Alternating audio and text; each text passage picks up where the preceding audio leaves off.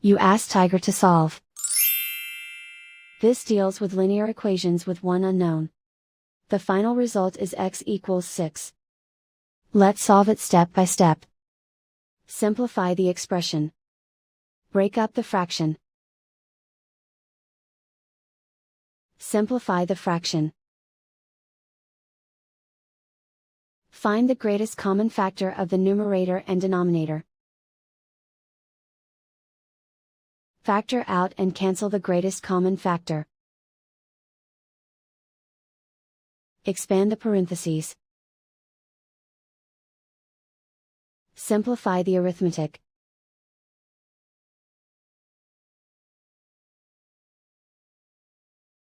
Group all constants on the right side of the equation. Add 11 to both sides. Simplify the arithmetic.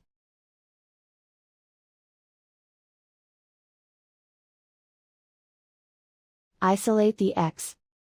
Divide both sides by 5. Simplify the fraction.